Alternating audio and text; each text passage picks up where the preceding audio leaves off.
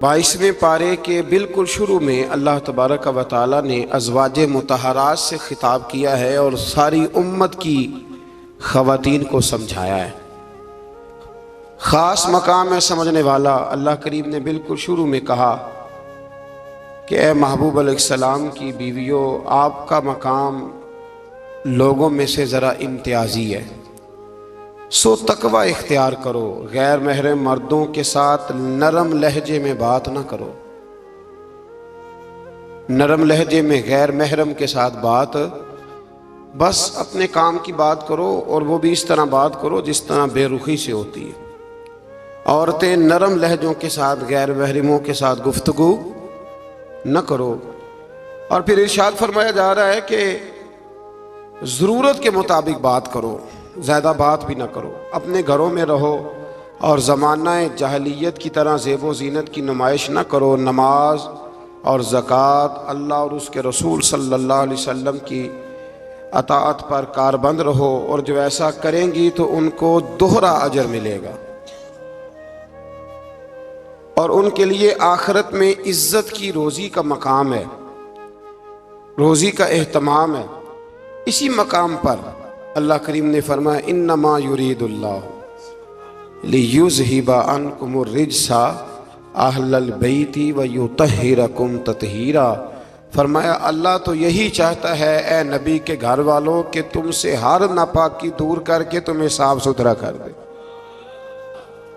फरमाया अल्लाह तो यही चाहता है कि तुमसे हर नापाकी दूर करके तुम्हें, पीछे किसका जिक्र हो रहा था?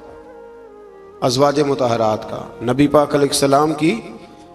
तो ये जिक्र ही, ये आयत तज़किरा ही अज़वाज के तज़किरे में आया। बहुत सारे लोग कहते हैं अहले बैत में बीवियाँ शामिल ही नहीं, ये सिर्फ हुज़ूर अलैहिस्सलाम के वो अहले बैत हैं जो हज़रत अली, सैयदा फ़ातिमा और उनकी औलाद है। वो खुदा के बंदे, जब आपसे पूछा जाता है घर वालों का क्या हाल है, तो बीवियाँ मुराद होती हैं कि नहीं? जब पूछा जाता है कि घर वालों का क्या हाल है, सिर्फ बच्चे मुराद होते हैं कि बीवी भी मुराद होती है? तो ये अजीब फ़लसफ़ा है कि यहाँ लोग क्या करते हैं, कहते हैं सिर्फ अहले बैत से हुज़ूर सल्लल्लाहु अलैहि वसल्लम के औलाद मुराद है, बीवियाँ मुराद नहीं। तो ये सिरे से बात ही दुरुस्त नहीं है। जब अहले बैत की बात होगी तो हुज़ूर की सारी अज़वाज अहले बैत में शामिल, ये समझ ले बात, चूँकि यहाँ तज़किरा ही अज़वाज मुतहरात का चला आ रहा है। फिर इससे आगे आयत नंबर 35 में मोमिन मर्दों और औरतों की इकट्ठी सिफात का बयान है।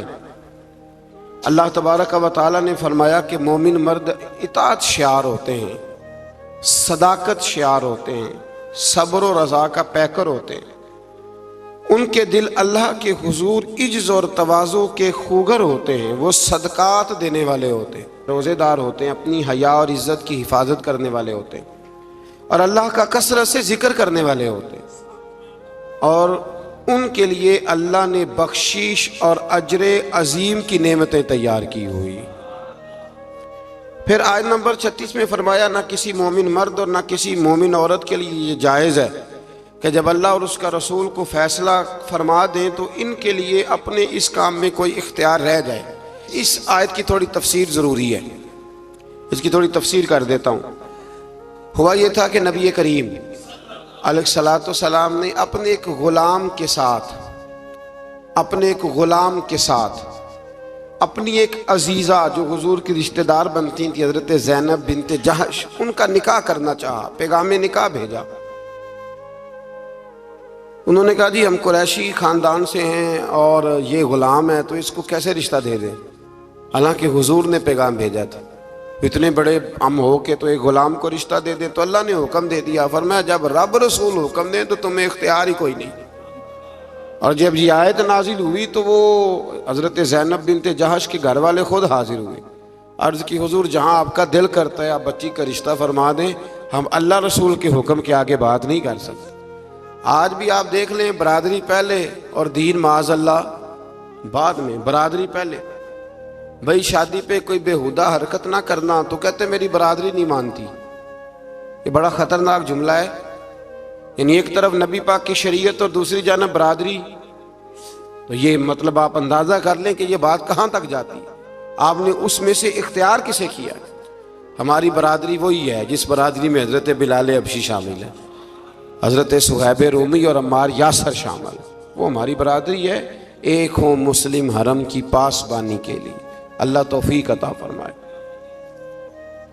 پھر اس سے آگے آیت نمبر 37 سے یہ مسئلہ بیان ہوا ہے کہ جو منہ بولا بیٹا ہے وہ حقیقی بیٹے کے حکم میں نہیں ہوتا، وہ حقیقی بیٹے کے حکم میں نہیں ہوتا۔ وہ میں پیچھے بھی بتا چکا ہوں، ہوا یہ تھا کہ ایک منہ بولے بیٹے نے طلاق دی تھی، تو نبی کریم علیہ السلام کے وہ منہ بولے بیٹے تھے، تو ان کی زوجہ سے حضور نے نکاح کرنا چاہا۔ لوگوں نے کہا کہ یہ تو یہ والا معاملہ ہے، تو فرمایا وہ جو منہ بولا بیٹا ہے وہ منہ بولا بیٹا ہی ہوتا ہے۔ مجھ سے ایک دفعہ ایک دوست نے سوال پوچھا تھا کہ منہ بولی جو بہن ہوتی ہے تو بھئی وہ غیر محرم ہوتی ہے، منہ بولی بہن غیر، منہ بولی ماں جو ہوتی ہے نا، ایک تو یہ ہے کہ وہ کہولا کی عمر کو پہنچ جائے، اس نے بچہ چھوٹا سا لے کے پالا ہو، وہ معاملہ اور ہے، لیکن ہمارے ہاں جس طرح رشتے نہیں بن جاتے، جو اصل بہن ہوتی ہے اس کا پتہ ہی کوئی نہیں، بھائی جس کو اللہ رسول نے تیری بہن بنایا تجھے وہ پسند کیوں نہیں، اور جس کو رب کریم نے تیرے لیے رشتہ بنایا ہے تجھے وہ رشتہ قبول کیوں نہیں۔ اللہ تبارک و تعالی حقیقی مفہوم کی طرف ہماری توجہ لگائے، اسی میں ہمارا فائدہ ہے۔ تو پھر اسی طرح آیت نمبر 40 میں اللہ تبارک و تعالی نے وہ عظیم بات ارشاد فرمائی جس کی طرف امت کی توجہ ہونا بڑی ضروری ہے۔ فرمایا ما کان محمد ابا احد من رجالکم ولکن رسول اللہ و خاتم النبیین، فرمایا محمد صلی اللہ علیہ وسلم مردوں میں سے کسی کے باپ نہیں، ہاں اللہ کے رسول ہیں اور نبوت کو ختم کرنے والے ہیں، خاتم النبیین ہیں حضور نے فرمایا میں آخری نبی ہوں، میرے بعد کوئی نبی ضرورت بھی کوئی نہیں، اس لیے کہ میرے نبی نے کمی چھوڑی کوئی نہیں، ضرورت ہی کوئی نہیں، حاجت ہی کوئی نہیں، ضرورت ہی کوئی نہیں۔ بلا وجہ بعض لوگوں کو اللہ تبارک و تعالیٰ معاف کرے روٹی پیٹ بھر کے کھانے کو نہیں ملتی تو نبوت کا دعویٰ کر دیتے، اور عجیب و غریب قسم کے لوگ ہیں جو میدان میں آ نکلتے ہیں، اور مجھے تو ان لوگوں کی سمجھ نہیں آتی جو دلیلیں پوچھتے ہیں اور پھر بعد میں کہانیاں سناتے ہیں۔ تو بھئی حضور آخری نبی ہیں، رسول کریم کے بعد کوئی نبی آ سکتا؟ ایک بات کو سمجھیں، حضور کا تاج ہے ختم نبوت، یہ نبی پاک کی نشست ہے ختم نبوت، یعنی نبی ختم ہو گئے تو آخری نشست پہ حضور بیٹھے ہیں۔ تو اب جو کہتا ہے کہ میں نے بھی بیٹھنا ہے تو بے ادبی کرتا ہے کہ نہیں کرتا؟ اس لیے قادیانی اتنے برے ہیں، ان سے مسلمان اس لیے بیزار رہتے ہیں کہ وہ بہت بڑی بے ادبی کرتے ہیں۔ وہ نبی کریم علیہ السلام کے بعد کسی کو ذلی اور کسی کو بروزی نبی مانتے ہیں، بھئی رسول کریم پر نبوت ختم ہو گئی، اور نبی کریم علیہ السلام فرماتے ہیں میرے بعد کوئی نبی، فرمایا اگر کوئی ہو سکتا ہوتا نا تو خطاب کا بیٹا عمر ہوتا، جن میں صفتیں ہیں لیکن جو ہو سکتے تھے جب وہ نہیں ہوئے، جو ہو سکتے تھے تو ایک کانا آدمی، وہ کانا تھا مرزا، ایک آنکھ سے کانا تھا، اور عجیب اس کے باتیں تھیں، بڑے بڑے عجیب اس کو امراض تھے، اس نے اٹھ کے دعویٰ کر دیا۔ تو بڑے بڑے عجیب لوگ ہیں نا، ماننے والے تو شیطان کو بھی مانتے جاتے ہیں، معاذ، ماننے والے تو سب کو مل جاتے۔ اللہ تبارک و تعالی ہمیشہ حق پر استقامت عطا فرمائے۔ پھر اس سے آگے نبی کریم صلی اللہ علیہ وسلم کی کچھ اور صفات کا بیان ہے۔ اللہ کریم نے فرمایا یا ایھا النبی انا ارسلناک شاہدا ومبشرا ونذیرا، اے محبوب بے شک ہم نے آپ کو بھیجا ہے گواہ بنا کر، خوشخبری دینے والا بنا کر، ڈر سنانے والا بنا کر، وداعیا الی اللہ باذنہ، اور ہم نے آپ کو اللہ کی طرف بلانے والا بنا کے بھیجا ہے، وہ بھی اللہ کے حکم سے، وسراجا منیرا، اور ہم نے آپ کو چمکتا ہوا آفتاب بنا کے بھیجا ہے۔ تو نبی کریم علیہ السلام کو اللہ نے یہ صفات عطا فرمائی ہیں، شانیں عطا فرمائی ہیں۔ ایک بات آپ یہاں رک کے ذرا سوچئے گا، کچھ لوگ کہتے ہیں جی شان مصطفیٰ کا جلسہ کرنے کی کیا ضرورت، معراج مصطفیٰ، میلاد مصطفیٰ، آپ سیدھا سیدھا نماز روزے کی بات بتائیں، شان بیان کرنا کیوں ضروری ہے؟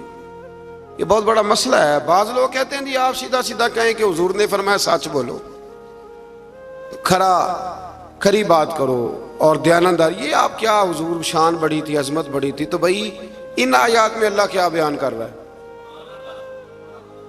کہا میرا محبوب نذیر بھی ہے، بشیر بھی ہے، سراج منیر بھی ہے. یہ ساری صفتیں اللہ نے قرآن میں بیان کی، اور ایک جگہ پہ نہیں، درجنوں جگہ پہ واضح آیات میں. ویسے تو سارا ہی قرآن حضور کی تعریف ہے، اور یہ میں نہیں کہہ رہا، یہ حضرت عائشہ صدیقہ فرماتی کانا خلقہ القرآن. فرمایا اگر تم نے حضور علیہ السلام کے اخلاق دیکھنے ہو تو قرآن پڑھ لو. تو اس لیے یہ عظمتوں اور شانوں کا بیان یہ طریقہ ہے، یہ مسلمان کی روح کی غذا ہے. اللہ ہمیں سمجھنے کی توفیق عطا فرمائے. پھر آیت نمبر 53 سے نبی پاک علیہ السلام کی بارگاہ کے آداب بیان ہوئے کہ بغیر اجازت نبی کے گھر میں داخل نہ ہو. دعوت طعام ہو تو کھانا کھا کے منتشر ہو جاؤ. کھانا کھا لیا تو اب ہوا یہ کہ حضور نے دعوت پکائی کچھ صحابہ کی، تو کھانا کھا کے بیٹھ گئے گپ شپ کرنے کے لیے. تو محبوب کریم نے ایک دو دفعہ دیکھا کہ اب یہ جائیں، حضور نے آرام کرنا تھا، لیکن کچھ لوگ بیٹھ گئے. تو اللہ کریم نے فرمایا جب کھا لیا ہے نا اب جاؤ منتشر ہو جاؤ. گویا رب کریم اپنے محبوب کے دربار کے آداب بیان فرماتا ہے. اللہ بیان فرماتا ہے. اللہ اکبر. نبی کی بیویوں سے کوئی چیز مانگو تو پردے کے پیچھے سے مانگو. نبی کی بیویوں سے آپ کی رحلت کے بعد دائمی طور پر مسلمانوں کا نکاح ممنوع ہے. اپنے کسی بھی عمل سے اللہ اور اس کے رسول صلی اللہ علیہ وسلم کو تکلیف نہ دو. شان رسالت میں عظیم ترین آیت ہے آیت نمبر 56، بڑی عظیم آیت. کون سی بلا؟ ان اللہ وملائکتہ، فرمایا بے شک اللہ اور اس کے فرشتے یصلون علی النبی، نبی کریم پر درود بھیجتے ہیں. اللہ بھی بھیجتا ہے، اللہ کے فرشتے بھی درود پڑھتے ہیں. یا ایھا الذین آمنوا صلوا علیہ وسلموا تسلیما. اے ایمان والو تم بھی نبی پاک پر درود پڑھو اور خوب سلام پڑھو. تو یہ آیہ مبارکہ نازل ہوئی کہ اور حضور صلی اللہ علیہ وسلم نے فرمایا اگر تم مجھ پر ایک بار درود پڑھو گے تو اللہ تم پہ 10 رحمتیں فرمائے گا، اور تمہارے 10 گناہ معاف کر دے گا، اور تمہارے 10 درجے اللہ بلند فرما دے. ایک بار درود شریف کو وظیفہ بنائیں، پابندی سے پڑھا کریں، پابندی سے. میں نے اپنے بزرگوں کو دیکھا ہے کچھ کام کرتے، کبھی کبھی مجھے لگتا ہے کہ وہ کام آج بھی بڑے ضروری ہیں، بڑے ضروری. بزرگ یہ کیا کرتے تھے کہ وہ نا اپنی ریل رکھتے تھے، اپنا مصلی بچھاتے تھے مسجد میں آ کے بھی، اور اپنی تسبیح سائیڈ پہ رکھ لیتے تھے صبح کے وقت. اور روزے نہیں ہوتے تھے تو پانی کا پیالہ بھی ساتھ ہوتا تھا. کچھ دیر قرآن پاک پڑھنا، اپنا مصلی بچھایا، پھر اس کے ساتھ کچھ دیر تسبیح پڑھنی، پھر پانی پہ پھونک مارنی، اس کو پینا. مجھے لگتا ہے یہ اہتمام ہے عبادت کا. میں دوستوں سے کہا کرتا ہوں کہ ہاتھوں میں تسبیح رکھ لو، تسبیح ہاتھ میں ہو تو چلتی بھی رہتی ہے. تو یہ چھوڑ دیں، لوگ کیا کہیں گے، بہانہ کریں گے، دنیا کہے گی یہ بابا تسبیح ہو گیا، تو کہنے دو. تسبیح ہو تو تسبیح چلتی بھی. سمجھ آ گئی یہ بات کی؟ تو اہتمام کریں. یہ 20 منٹ 10 منٹ مصلی پہ بیٹھ کے درود شریف پڑھیں. ہمیں موقع مل جائے تو ہم پڑھ لیتے ہیں. کچھ کہتے ہیں میں گاڑی چلاتے چلاتے پڑھتا ہوں. میں نے کہا یہ سارے طریقے ٹھیک ہیں، پر میری رائے یہ ہے کہ مصلی بچھا کے، خوشبو لگا کے، اچھے کپڑے پہن کے، مدینے کی طرف منہ کر کے، یعنی حضور کی بارگاہ میں سلام عرض کرنا ہے نا جی، حضور کی بارگاہ میں، تو پھر پورے اہتمام سے سلام پڑھیں. اللہ توفیق عطا فرمائے. آیت نمبر 60 سے 61 میں منافقین اور فاسقین اور جن کے دلوں میں عداوت مصطفیٰ صلی اللہ علیہ وسلم کا روگ ہے اور مدینے میں جھوٹی افواہیں پھیلانے والوں کو خبردار کیا گیا کہ اگر وہ اپنی حرکتوں سے باز نہ آئے تو انہیں مدینے میں رہنے نہیں دیا جائے گا. اور یہ بھی کہا گیا کہ یہ لوگ لعنتی ہیں اور جہاں بھی پائے جائیں انہیں چن چن کر قتل کر دیا جائے، اس لیے کہ یہ حضور کے بارے میں دل میں منافقت رکھتے ہیں. پھر آگے سورہ سبا شروع ہوتی ہے. اس سورت کی آیت نمبر 9 میں دشمنان رسول صلی اللہ علیہ وسلم کے لیے عبرتناک عذاب کی وعید ہے. آیت نمبر 10 سے حضرت داؤد علیہ السلام کے معجزات کا ذکر ہے کہ انہیں یہ فضیلت دی گئی کہ پہاڑ اور پرندے ان کے ساتھ تسبیح کرتے تھے. حضرت داؤد تسبیح کرتے تو پہاڑ بھی تسبیح کرتے، پرندے بھی داتا علی اجویری نے ایک بات لکھی ہے، کہتے ہیں کہ حضرت حبیب بن اسلم رائی تھے، داتا صاحب نے 1000 سال پہلے لکھا ہے، وہ کسی سے ملتے نہیں تھے، دوپہر کے وقت بکریاں لے کے جنگل میں چلے جاتے، ملتے نہیں۔ ایک بندہ بڑی دور سے آیا، کہنے لگا میں نے ملنا ہے۔ انہوں نے کہا بابا اس ٹائم نہیں ملتا۔ کہنے لگے اللہ کا بندہ ہے نا، تھوڑا ناراض ہی ہو جائے گا، چلا جاتا۔ کہتے میں پہاڑ کے پیچھے گیا تو میں نے عجیب نظارہ دیکھا کہ بابا جی مصلی پہ بیٹھے ہیں اور ایک بھیڑیا ان کی بکریاں چرا رہا ہے۔ بھیڑیا وہ کھایا کرتا تھا، آج چرا رہا ہے۔ کہتے ہیں بڑا حیران ہوا۔ بابا جی کہنے لگے اس وقت کیوں آئے ہو؟ تو میں نے کہا حضور اگر آ گیا ہوں تو مہربانی کریں۔ میں نے فوراً کہا یہ بھیڑیا بکریاں چرا رہا ہے۔ فرمانے لگے جب سے میں نے رب سے صلح کر لیا نا، ساری مخلوق کی مجھ سے صلح ہو گئی، ساری مخلوق کی صلح ہو گئی۔ تو کہتے ہیں میرے دل میں خیال آیا کہ پتہ نہیں بابا کچھ کھلائے پلائے گا بھی کہ نہیں۔ تو کہتے ہیں لکڑی کا پیالہ پہاڑ کے نیچے رکھا تو وہ شہد سے بھر گیا، پھر میں نے وہ پیا، دوبارہ رکھا تو دودھ سے بھر گیا، پھر تیسری دفعہ رکھا تو وہ پانی سے بھر گیا۔ تو کہتے ہیں کہ میں بڑا حیران ہوا۔ تو کہنے لگے حیرانگی والی کون سی بات ہے؟ اگر بنی اسرائیل کے نبی دعا کریں اپنی نافرمان قوم کے لیے تو اللہ انہیں پہاڑوں سے پانی دے دیتا ہے۔ میں تو محمد عربی کا وفادار غلام ہوں، مجھے نہیں اللہ عطا کرے گا؟ یہ میں ساتھ ساتھ بزرگوں کی باتیں اس لیے کرتا ہوں جب بنی اسرائیل کا ذکر آتا ہے کہ میرے نبی پاک نے فرمایا علماء امتی کا انبیاء بنی اسرائیل، میری امت کے علماء اولیاء بنی اسرائیل کے نبیوں کی طرح ہوں گے۔ تو حضرت داؤد علیہ السلام کے ساتھ پرندے اور پہاڑ تسبیح کرتے تھے، لوہا ان کے لیے نرم کر دیا گیا تھا اور وہ زرہیں بناتے تھے اور باندھنے کے لیے ان میں کڑیاں بھی ڈالتے تھے۔ اسی طرح سلیمان علیہ السلام کے معجزات کا ذکر ہے کہ ہوا ان کے تخت کو تیز رفتاری کے ساتھ اڑا کر لے جاتی تھی اور اللہ تبارک و تعالیٰ کے حکم اور اذن سے جنات بھی ان کا حکم مانتے تھے، جنات بھی ان کا حکم۔ اور اس میں ایک واقعے کی طرف بھی اشارہ ہے، وہ ہوا یوں کہ حضرت سلیمان علیہ السلام نے بیت المقدس بنانی شروع کی تو ڈیوٹی جنوں کی لگا دی، فرمایا چلو بناؤ۔ یہ قرآن مجید میں ذکر ہے، حضرت سلیمان علیہ السلام نے جنوں کی ڈیوٹی لگائی تو پتا تھا آپ کو کہ میرا وقت بھی قریب ہے۔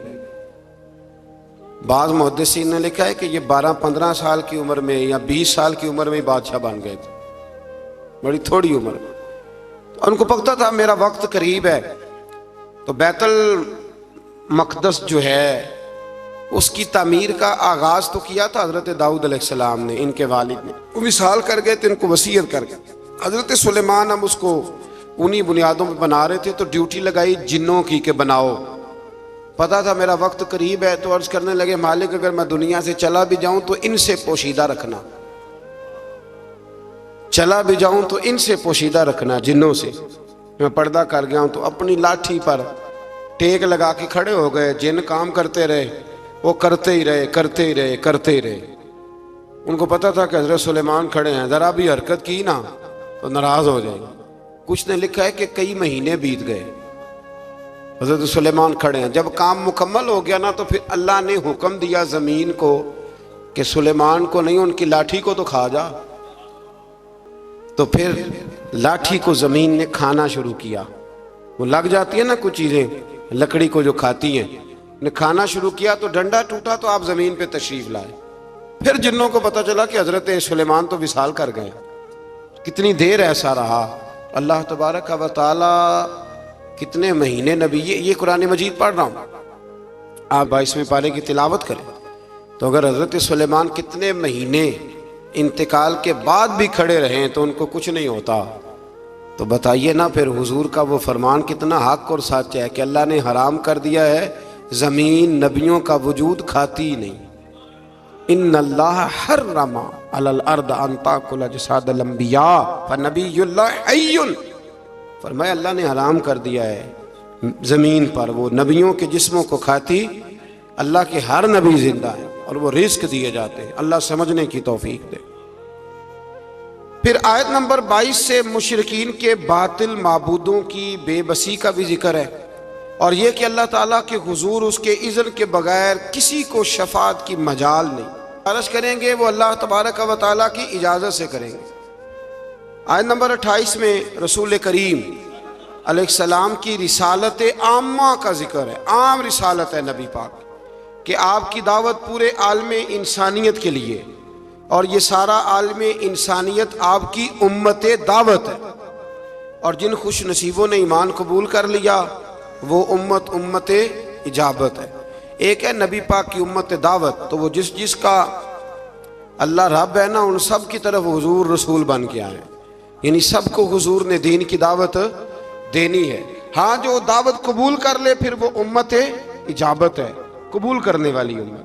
اگلی آیات میں اسی مفہوم کو بیان کیا کہ اپنے عہد کے جابروں اور متکبرین کو آخرت میں ان کے عہد کے کمزور طبقات کے لوگ یہ کہیں گے کہ ہمارے ایمان سے محرومی کا سبب تم بنے تھے. مزید بتایا کہ پچھلی امتوں کے خوشحال لوگ مال و دولت کی فراوانی کو اپنی مقبولیت کی دلیل سمجھتے تھے.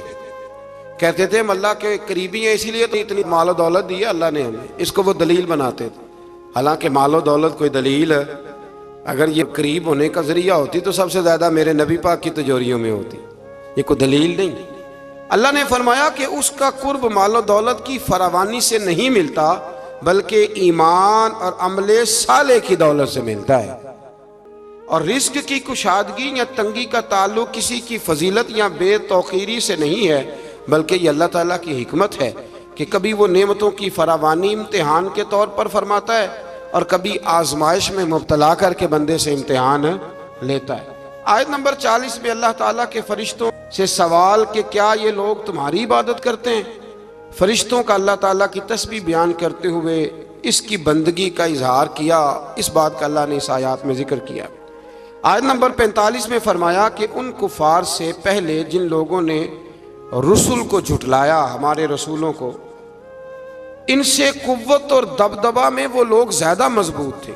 آج جو جھٹلا رہے ہیں نا قریش والے، تو جو پہلے جھٹلاتے تھے وہ قوت اور دبدبے میں زیادہ مضبوط تھے، لیکن وہ بھی اللہ تعالیٰ کے عذاب سے بچ نہ سکے. تو جب وہ نہیں بچ سکی قومیں عاد اور قومیں سمود، اتنی تگڑی قومیں، تو یہ تو بات ہی کوئی نہیں، تو بات ہی کوئی نہیں. اللہ اکبر. آخری آیات میں فرمایا کہ روز حشر کفار کی خواہش ہوگی کہ عذاب سے نجات مل جائے، مگر ان کی یہ خواہش پوری نہیں ہوگی. پھر سورہ فاتر شروع ہو جاتی ہے اس سے آگے. تو اس کی آیت نمبر 5 میں تمام انسانوں سے خطاب کرتے ہوئے فرمایا کہ قیامت کا وعدہ حق ہے اور دنیاوی زندگی کی لذتوں میں کھو کر کہیں دھوکے میں نہ پڑ جانا. اور شیطان تمہارا دشمن ہے، اس لیے تم بھی اسے اپنا دشمن ہی سمجھو. اس سے جرانے لگانے کی ضرورت، اس سے دوستیاں نہ کرتے پھر اس کے لیے تیاری نہ کرو. یہ رمضان کے آخری دن شروع ہو جاتے ہیں تو ہمارے بچے موٹر سائیکلیں تیار کرنی شروع کر دیتے، یعنی عین رمضان میں. مجھے کچھ لوگ کہتے ہیں کہ یہ عید والے دن بڑی طوفان بدتمیزی ہوتی ہے، تو میں کہتا ہوں کہ اللہ تعالیٰ ہمیں معاف کرے، ہوتی عید والے دن ہے پر اس کی تیاری رمضان میں ہوتی ہے. تو کتنا بڑا جرم ہے، یعنی ادھر چاند رات کا اعلان ہوگا تو ادھر تماشا لگ جائے. ہمیں احتیاط کرنی چاہیے. حضور علیہ السلام نے فرمایا تو یہ جو چاند رات ہوتی ہے نا، یہ تو مزدور کو مزدوری ملنے کا وقت ہوتا ہے. تو لوگ ہیں کہ وہ کھیل کود میں لگ جاتے ہیں. اللہ سمجھنے کی توفیق دے. آیت نمبر 9 سے 13 تک ایک بار پھر اللہ تعالیٰ کی قدرت کے تحت بارش کے نظام کا ذکر ہے. انسان کو اس کے جوہر تخلیق کی طرف متوجہ کیا گیا تاکہ سرکشی کا شکار نہ ہو، اور وہ یہ کہ مادہ کے پیٹ میں حمل کو بھی اللہ جانتا ہے، اور یہ کہ کس کی عمر میں درازی ہے یا کس کی عمر میں کمی ہے وہ سب اللہ نے کتاب تقدیر میں لکھ دیا ہے. آیت نمبر 12 سے فرمایا کہ میٹھے اور کھارے پانی کے سمندر برابر نہیں ہوتے. میٹھے اور کھارے پانی کے سمندر برابر نہیں ہوتے، لیکن فرمایا سب سمندروں سے تمہیں مچھلی کا تازہ گوشت ملتا ہے، پانی جیسا بھی ہو، اور تم ان سے پہننے کے زیور بھی نکالتے ہو، اور کشتیاں پانی کو چیرتی ہوئی چلی جاتی ہیں. نظام لیل و نہار اور شمس و قمر اسی کے حکم کے تابع ہیں، اسی کے حکم کے. یہ چاند سورج اگر کسی انسان کے قبضے میں ہوتے تو کب سے اختلاف ہو گیا ہوتا. کوئی کہتا ادھر سے نکل، کوئی کہتا کم از کم جو حکومت بدلتی وہ تو ضرور بدلتی ایک دفعہ. پچھلے لایا ہے لہذا معاذ اللہ ہم نہیں چلنے دیں گے. اللہ نے فرمایا یہ اللہ کے تابع ہے. رات دن کا آنا بھی اللہ کے، اور نظام شمس و قمر بھی اللہ کا۔ آیت نمبر 18 میں بتایا کہ کوئی بوجھ اٹھانے والا دوسرے کا بوجھ نہیں اٹھائے گا، یعنی ہر ایک کو اپنے اپنے عمل کا جواب دینا ہوگا، اور جو تزکیہ اور تقوی اختیار کرے گا تو اس کا فائدہ اسی کو پہنچے گا۔ پھر فرمایا اندھا اور دیکھنے والا، ظلمت اور نور، سایہ اور دھوپ، زندہ اور مردہ لوگ برابر ہو سکتے نہیں۔ یہاں کفار اور منکرین کو اندھے، ظلمت، دھوپ اور مردے سے تشبیہ دی گئی، اور گویا اللہ کریم نے اہل ایمان کو آنکھوں والا کہا، نور والا کہا، سائے والا کہا، اور فرمایا یہ ہیں وہ جو زندہ ہیں۔ کافر زندہ رہ کے بھی زندہ، اقبال نے کہا تھا زندگی زندہ دلی کا نام ہے، اور مردہ دل کیا خاک جیا کرتے، تو دل زندہ ہو تو پھر ہر شے۔ ایک دانشور کا ایک قول ہے، وہ کہا کرتے تھے رشتے احساس کے ہوتے ہیں، رشتے اور احساس نہ ہو تو پھر رشتے بھی۔ آپ کو پتہ ہے نا، بہن کا اگر خیال آ گیا تو پھر بہن ہے، لیکن اگر بھائی کہے کہ نہیں جی میرے بہنوئی نے ضائع بڑے کیے ہیں پیسے، وہ تو سارا اس خاندان کو چلا جائے گا تو میں بہن کے بچوں سے، تو یہ احساس ختم ہو گیا۔ تو فرمایا کہ یہ زندہ رہتا ہے، جو مومن ہوتا ہے، مومن زندہ ہوتا ہے، کافر مردہ ہوتا ہے، اس لیے کہ اس کا دل مردہ ہوتا ہے۔ اللہ تعالیٰ نے ان آیات میں یہ بھی بتایا کہ حجت الہیہ قائم کرنے کے لیے ہر قوم کی طرف نذیر یعنی روشن دلائل اور الہامی کتابیں دے کے نبی اور رسول بھیجے گئے، لیکن ہر دور میں پیغام حق کو جھٹلانے والے موجود رہے۔ آیت نمبر 27 میں فرمایا کہ ایک پانی سے مختلف رنگوں کے پھلوں، ایک ہی پہاڑی سلسلے سے مختلف رنگوں کے پہاڑ، ایک نوع انسانی سے مختلف رنگوں کے لوگ، اور چار پایوں اور جانوروں کو مختلف رنگوں میں پیدا کرنا، یہ اللہ تعالیٰ کی وحدانیت کی دلیل ہے۔ ایک باپ کے 4 بیٹے ہوتے ہیں، چاروں کی شکلیں علیحدہ ہوتی ہیں، یہ نا مسئلے پہ غور نہیں نہ کرتے، ورنہ فوراً بندہ کیا اٹھتا ہے کہ سبحان اللہ و بحمدہ، سبحان اللہ۔ آپ غور کریں، ہر بندے یہ چیزیں لوگ بناتے ہیں نا جی، اس میں اتنی ڈال دو، اس میں اتنی ڈال دو، اتنی، تو ایک طرح کی چیزیں بنتی جاتی ہیں، ایک کی طرح۔ کوئی بھی چیز جو انسان بناتا ہے، چمچ ہے، برتن ہے، تو ایک کی طرح کا بناتا ہے۔ اللہ کریم کی تخلیق کا کمال یہ ہے کہ ناک ہر بندے کی ایک ہے، آنکھیں 2 ہیں، کان 2، ہونٹ سب کے ہیں نا، اور چہرے مختلف ہیں۔ یہ سمجھتے ہیں آپ بات؟ یعنی وہی چیزیں اللہ تعالیٰ نے دیں جو سب کو دیں، پر اس کے باوجود چہرے مختلف ہیں، تو ماننا پڑے گا کہ جو بنانے والا ہے وہ بڑی شان والا ہے، جو بنانے والا ہے وہ بڑی شانوں والا ہے، جو وہ بنا سکتا ہے دوسرا کوئی نہیں بنا سکتا۔ آیت نمبر 28 میں بتایا کہ جو علماء ربانیین ہیں نا، ان کے دلوں میں اللہ کی خشیت ہوتی ہے۔ انما یخشی اللہ من عبادہ العلماء، یہ مسئلہ تھوڑا ضرور سن لیں۔ فرمایا اللہ کے بندوں میں سے اللہ سے وہ ڈرتے ہیں جن کے پاس علم ہے۔ ایک لفظ کبھی کبھی ہم کہتے ہیں، لڑائی ہو جائے نا تو کہتے ہیں تو مینوں جاندا نہیں، اس کا کیا مطلب ہوتا ہے؟ تو مینوں کہتے ہیں نا کچھ لوگ، تو مینوں، اس کا کیا مطلب ہے؟ اس کا مطلب ہے کہ تو میرے سے لڑائی کر رہا ہے، تو میری طاقت نہیں جانتا، میرے تعلقات نہیں جانتا، یہ ترجمہ اس کا۔ تو میری دولت کو نہیں جانتا، میں کتنے لوگ میرے ہیں چاہنے والے، پیار کرنے والے، یا میرے خاندان والے، تو جان، یہ مطلب ہوتا ہے کہ تو مجھے جانتا۔ جو جانتا ہوتا ہے وہ ڈرتا ہے، جو نہیں جانتا وہ ایسی ہوتا ہے۔ جو بندہ رب کو جانتا نہیں نا وہ نہیں ڈرتا، اور جو جان لیتا ہے نا وہ ڈرتا ہے، پتہ چل جاتا ہے کتنی قدرتوں والا ہے۔ میرے رسول کریم علیہ السلام نے فرمایا میں تم سب سے بڑھ کر رب کو جانتا ہوں، اور میں تم سب سے زیادہ اللہ سے ڈرتا ہوں۔ اس لیے زیادہ باتیں کرنے والا عالم نہیں ہوتا، اللہ سے زیادہ ڈرنے والا عالم ہوتا ہے۔ جو بندہ کہتا ہے میں کسی کو بولنے نہیں دیتا، میں بڑی کہانیاں سناتا ہوں، تو یہ علم کی علامت نہیں۔ انما یخشی اللہ من عبادہ العلماء، اللہ کے بندوں میں سے جو عالم ہیں وہ اللہ سے ڈرتے ہیں۔ اگر تو زیادہ ڈرتا ہے تو بڑا عالم ہے، اگر تو نہیں ڈرتا پھر تو ان پڑھ ہے۔ یہ تو اپنے آپ سے پوچھ لے۔ اب لوگ کہتے ہیں جو جری ہو جائے، جو بے دریغ بولے وہ عالم ہے. نہ بھائی، جو سوچ سوچ کے بولے، جو ڈر ڈر کے بولے، جو احتیاط سے بولے، اصل عالم وہی ہوتا ہے.